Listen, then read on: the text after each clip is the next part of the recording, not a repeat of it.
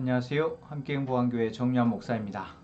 9월 27일 아침 기도회 시작하겠습니다. 사무엘하 6장 1절에서 11절의 말씀입니다. 다윗이 다시 이스라엘에서 정병 3만 명을 징집하여서 그들을 모두 이끌고 유다의 바알라로 올라갔다. 거기에서 하나님의 궤를 옮겨올 생각이었다. 그 궤는 그룹들 위에 앉아 계신 만군의 주님의 이름으로 부르는 궤였다. 그들이 언덕 위에 있는 아비나답의 집에서 하나님의 궤를 꺼내서 새 수레에 싣고 나올 때에 아미나답의 두 아들 우사와 아히요가 그 새 수레를 몰았다. 그들이 산에 있는 아비나답의 집에서 하나님의 궤를 싣고 나올 때에 아히요는 궤 앞에서 걸었고 다윗과 이스라엘의 모든 가문은 온 힘을 다하여서 잣나무로 만든 온갖 악기와 수금과 검고를 타며 소구와 꽹과리와 심벌제를 치면서 주님 앞에서 기뻐하였다. 그들이 나곤의 타정마당에 이르렀을 때에 소들이 뛰어서 궤가 떨어지려고 하였으므로 우사가 손을 내밀어 하나님의 궤를 꼭 붙들었는데 주 하나님이 우사에게 진노하셔서 거기에서 그를 치시니 그가 거기 하나님의 궤 곁에서 죽었다. 주님께서 그렇게 급격히 우사를 벌하셨으므로 다윗이 화를 내었다. 그래서 그곳 이름을 오늘날까지 베레스 우사라고 한다. 그날 다윗은 이 일 때문에 주님이 무서워서 이제서야 내가 어떻게 주님의 궤를 내가 있는 곳으로 옮길 수 있겠는가 하였다. 그래서 다윗은 주님의 궤를 다윗성으로 옮기지 않고 가드 사람 오베레돔의 집으로 실어 가게 하였다. 그래서 주님의 궤가 가드 사람 오베레돔의 집에서 석 달 동안 머물렀는데 그때 주님께서 오베데돔과 그의 온 집안에 복을 내려주셨다. 아멘. 오늘 우리가 보고 있는 본문의 말씀 속에서는 하나님이 하나님의 궤를 이제 다시 하나님이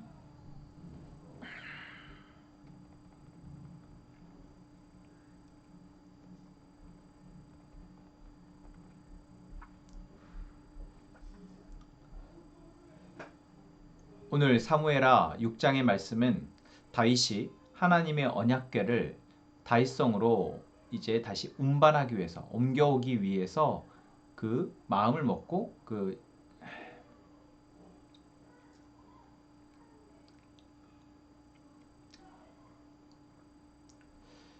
사무엘하 6장의 말씀입니다. 오늘 말씀에서 보면 다윗은 이제 블레셋과의 전쟁에서 계속해서 승리하였고 이제 그 승리의 또 하나의 결과로 블레셋에게 빼앗겼던 하나님의 언약궤를 다시 다윗성으로 옮기려 하고 있는 것을 보게 됩니다. 하나님의 언약궤는 사무엘상 7장의 말씀에서 보면 아비나답의 집에서 20년간이나 있었습니다. 블레셋에서 빼앗겼던 그 하나님의 언약궤, 그리고 그 블레셋의 각 도시마다 그 신전들과 그 우상들을 물리치고 또한 그곳에서 하나님의 능력을 드러냈던 그 하나님의 언약궤가 이제 다시 하나님을 경외하는 다윗에 의해서 다윗성으로 옮겨지는 것입니다. 있어야 할 곳으로. 마땅히 우리가 그렇게 생각할 수 있고 다윗 역시도 그렇게 생각했습니다. 그리고 그를 통해서 어쩌면 이제 외적으로 성장하고 있는 이 이스라엘이라는 나라를 다시 내적으로 더 결속하는데 또 좋은 계기가 될 수 있었다 생각했겠죠. 좋은 마음이었고 좋은 의도였습니다. 그런데 다윗이 하나님을 경외하는 자로서의 이 모습 속에서 오늘 6장에서의 모습을 보자면 뭔가 또 어리석은 다윗의 모습이 드러나게 됩니다. 전쟁에서는 항상 하나님의 뜻을 물었고 그 어떤 다윗의 마음에 하나님은 하나님의 일하심으로 승리케 하셨습니다. 그런데 오늘 본문에서 다윗은 병사들을 이끌고 이제 궤를 찾으러 가서 그 궤를 옮겨오는 데 있어서 하나님이 명하신 방법을 사용하지 않습니다. 그것은 무엇입니까? 바로 고핫자손, 그러니까 레위지파의 고핫자손으로 하여금 언약궤를 매도록 하는 이 하나님의 명령을 다윗이 지키지 않은 것입니다. 그래서 아비나답의 집의 두 아들로 하여금 베레스와 우사와 아히요로 하여금 이 언약궤를 옮기도록 하는 것입니다. 왜 그랬을까요? 물론 율법이 많이 희미해지는 시대라고 생각할 수 있습니다. 그래서 하나님의 언약궤를 옮기는 방법을 잊었다라고 생각할 수도 있겠죠. 설사 그랬다 할지라도 다윗이 경외하고 또한 정말 하나님의 은혜로 살아가는 사람이라면 어떻게 이 언약궤를 옮겨야 할지 제사장에게나 레위 지파 사람들에게 마땅히 물었어야 하는데 그러지 않았습니다.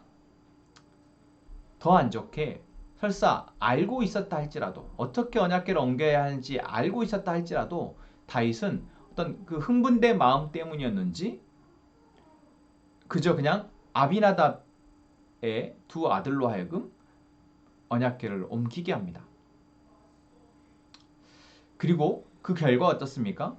그 언약궤를 옮기며 신나 있던 어떤 그 들떠 있던 분위기 속에서 옮기던 소가 이 날뛰게 되면서 궤가 떨어지려 하자 우사가 그것을 언약궤를 손으로 잡으려 했고 그로 인해서 우사가 죽임을 맞게 됩니다.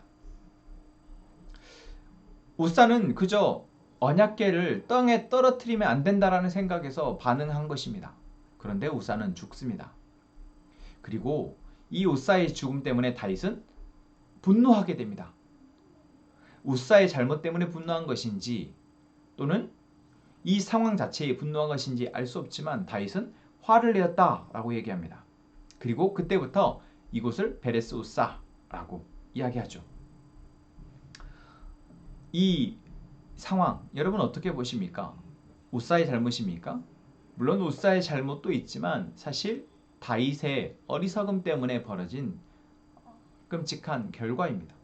하나님께서는 이 상황에 대해서 우사의 죽음으로 그 책임을 묻고 계신 것입니다.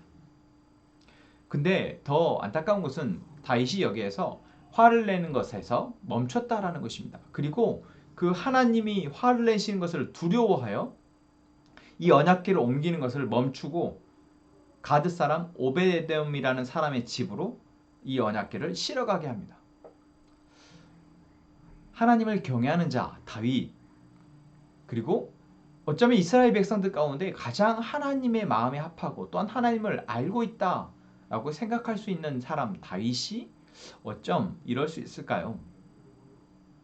우린 여기에서 우리가 하나님 앞에 바로 서 있을 수 있는 어떤 삶의 영역들이 있고 참 그러기가 어려운 영역도 있구나. 다윗의 삶 가운데에서도 다윗이 골리앗을 물리칠 때 또는 사울을 피해서 도망 다닐 때 그때가 어쩌면 정말 하나님을 경외하고 하나님의 뜻에 자신의 삶을 살아가고자 했던 다윗의 모습이 잘 볼 수 있었다면 다윗이 왕이 되고 나서 자신의 어떤 이 계속해서 영향력이 커질 때 또한 오늘 이러한 상황처럼 뭔가 다윗을 왕으로서의 자신의 어떤 이 선택에 따라서 쉽게 뭔가를 결정할 수 있을 때 다윗은 그 순간 하나님을 찾기보다 또는 하나님의 뜻에 합당한 방법을 택하기보다 그죠? 익숙하고 쉬운 방법을 택하고 있다라는 것입니다. 이것을 쉽게 표현하자면 방심하기 쉬울 때, 간과하기 쉬울 때 바로 하나님을 찾는 것. 여러분 이것이 우리에게도 참 중요하고 필요한 일입니다. 우리가 내 힘으로 할 수 없다 고백할 때 하나님을 찾는 것은 어쩌면 쉽습니다. 하나님을 알고 하나님을 두려워하고 경외하며 하나님의 은혜를 아는 자들에게는 쉬운 일입니다. 하지만 내가 방심하기 쉬울 때, 내 선택으로, 내 힘으로 하기 쉬울 때 그때 하나님의 뜻을 구하는 것, 하나님의 방법, 하나님의 마음에 합한 방법을 선택하는 것, 그것은 결코 쉬운 일은 아닙니다. 오늘 다윗이 실수했던 것처럼 우리 역시 참 실수하기가 쉽습니다. 여러분 우리가 여기에서 알아야 할 것이 무엇입니까? 바로 하나님을 온전히 안다라는 것은 단편적으로 아는 것이 아니라 정말 하나님의 이 존재와 또한 그 하나님의 마음과 또한 하나님이 하시고자 하는 일을 총체적으로 알아야 한다라는 것입니다. 그래서 내가 살아가는 삶의 선택 가운데 또는 이 세상에 살아가는 삶의 모습 가운데에서 무엇이 하나님의 방법이고 무엇이 하나님이 기뻐하시는 일이며 또한 무엇이 하나님이 하나님께 온전히 영광 돌리는 것이며 무엇이 하나님의 나라를 이 땅에 드러내는 것인지 우리가 알고 방심하기 쉬울 때 하나님을 찾는 것. 여러분 그것이 오늘 우리에게 오늘 말씀을 통해서 주시는 하나님의 과제이며 또한 훈련의 과정인 것 같습니다. 오늘 본문에서 다윗이 오베데돔의 집에 언약궤를 옮기고 났을 때 그 오베데돔 집에 석 달 동안 언약궤가 머무는 동안 하나님이 그의 온 집안에 복을 내려주셨다라고 말하고 있습니다. 이것은 무엇을 말합니까? 어쩌면 이 언약궤가 능력이 있다 또는 언약궤를 두려워한다라고 생각할 수 있지만 결국 하나님은 복을 주시기를 원하시는 분이시다라는 것입니다. 하나님은 은혜 베풀기를 원하시는 분이시고 하나님은 사랑하기를 원하시는 분이시다라는 것입니다. 그러니까 우리는 그저 그분을 향해서 얼굴을 돌리고 그분의 뜻이 무엇인지 귀를 열고 그분의 마음을 느끼기 위해서 내 마음을 여는 것. 조금의 우리의 시선과 우리의 귀와 우리의 마음이 그분을 향해 있을 때 하나님은 아낌없이 사랑을 베풀고자 하신다라는 것입니다.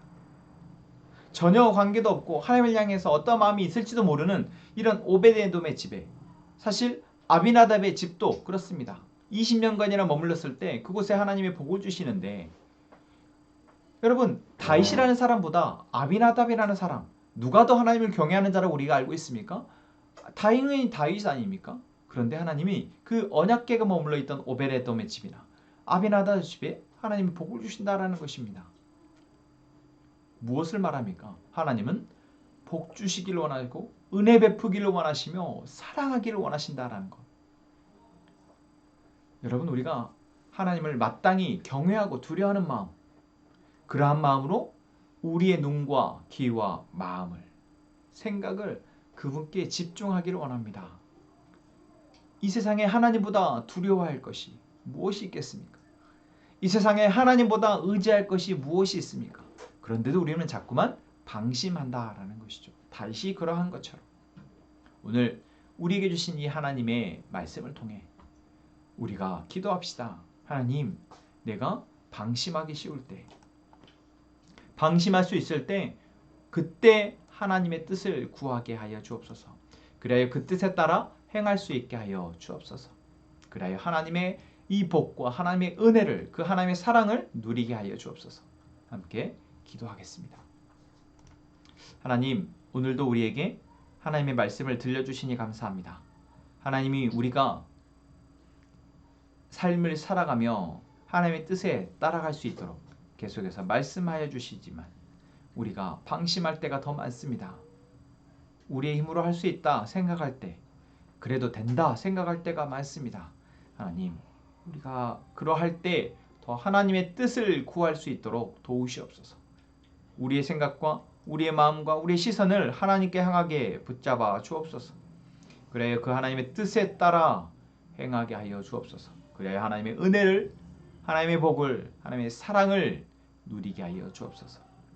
하나님, 우리 함께 행복한 가족들 하나님의 말씀을 붙들고 그 말씀을 통해 한 걸음 한 걸음 믿음의 길을 내딛게 하시고 그리하여 우리의 눈앞에 요단과 같은 홍해와 같은 장애물을 넘어가게 하여 주옵소서.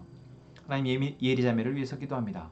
하나님께서 먼 곳에 와서 공부하게 하시고 또한 그 안에서 하나님의 뜻을 따라 하나님의 종으로 준비케 하심에 감사합니다. 하나님, 하나님의 동역자들을 붙이시고 또 하나님 귀한 공동체 안에서 하나님의 사랑을, 하나님의 교회를 배우게 하시며 이제 귀한 사역자로 자라게 하여 주옵소서. 하나님, 이 시간 함께 행복한 가족들이 하나님 앞에 기도할 때 하나님 우리의 간구를 들으시고 하나님의 뜻이 이루어지게 하여 주옵소서. 예수님의 이름으로 기도합니다. 아멘.